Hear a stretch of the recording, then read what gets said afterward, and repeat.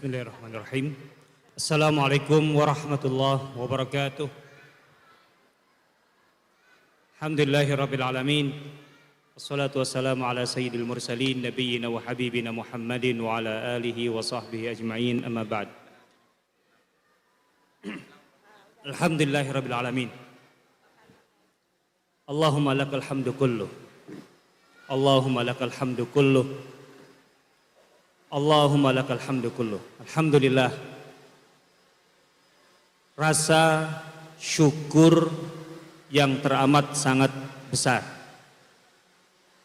atas terselenggaranya acara ini hari ini, dihadiri oleh wajah-wajah yang cerah, berseri. Tentu lebih dari itu semua adalah taufik dari Allah Subhanahu wa taala yang telah membimbing anak-anak kita, ananda-ananda kita di Baitul Hikmah untuk menyelesaikan satu tahap yang sangat fundamental dalam kehidupan mereka. Tahniyah, hani'an untuk anak-anak kita yang sudah selesai dari program tahfidz Al-Quran,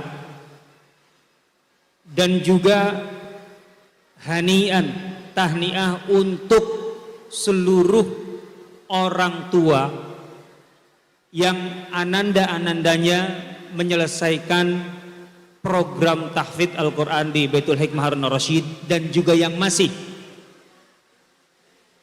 berada di lembaga ini untuk terus melanjutkan upayanya, jihadnya, insya Allah bagian dari jihad keilmuan. Semoga orang tua, wali santri diberi kesabaran, ketabahan, ketenangan, dan tentu saja kebahagiaan sebagai efek dari dukungan mereka, upaya mereka untuk melahirkan hufaz Quran dari generasi baru Indonesia.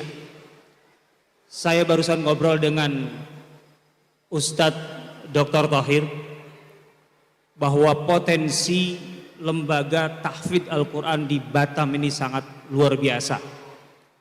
Ada 190 rumah semacam lembaga, dalam arti rumah Al-Quran di Indonesia, 117-nya ada di Batam. Ini luar biasa.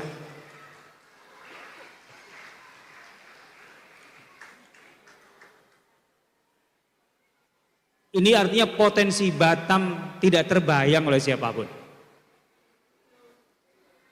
Saya berpikir begini,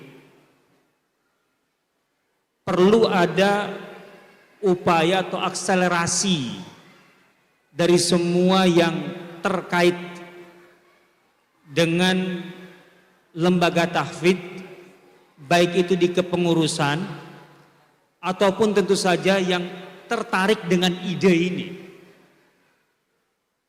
yaitu orang tua dan masyarakat.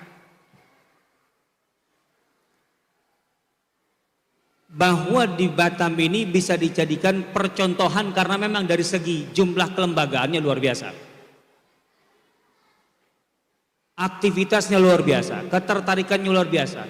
Bahkan tadi saya anggap sih setengah canda, tapi insya Allah serius. Di Batam ada SMK tahfidz kan?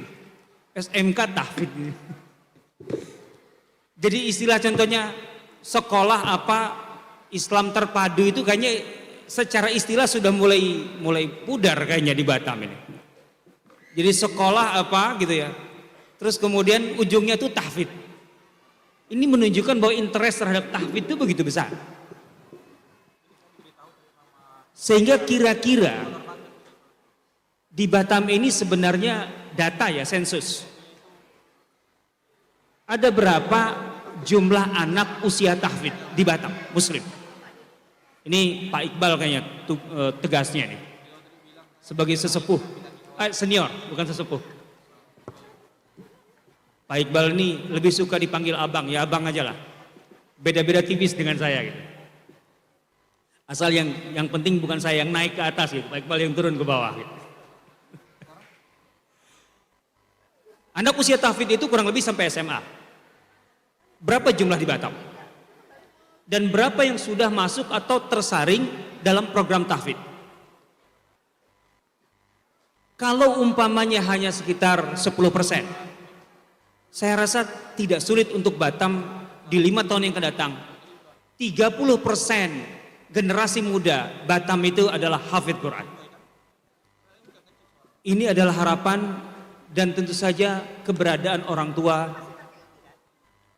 bapak-bapak, ibu-ibu, dan juga yang terkait dengan tahfidz di Batam ini, saya rasa berkontribusi besar untuk terus mensosialisasikan Al-Quran di tengah generasi muda, sehingga akan muncul wajah baru generasi Indonesia yang lekat dengan Al-Quran. Tentu tugas kita masih panjang, karena ini adalah tahap awal untuk mengembangkan output dari generasi emas Muslim Indonesia di masa yang akan datang, insya Allah. Dan kita mulai dari titik ini, dari Baitul Hikmah, dan saya optimistis dari Batam dengan Ustadz Thahir sebagai ketuanya hari ini. Demikian harapan dan doa kita semua. Harapan dan doa kita semua. Al-Quran saya akan tutup. Ini kelihatannya terlalu besar. Saya katakan ini bukan suatu yang besar. Kita boleh merasa kecil, tapi insya Allah kita akan terangkat dan menjadi besar karena Al-Quran. Karena Al-Quran seandainya diturunkan kepada gunung-gunung, batu-batu bercadas, gunung-gunung dan batu cadas itu akan hancur lebur karena kebesaran Al-Quran. Apalagi sekedar manusia dengan segala keangkuhannya. Demikian, terima kasih untuk semuanya. Wassalamualaikum warahmatullahi wabarakatuh.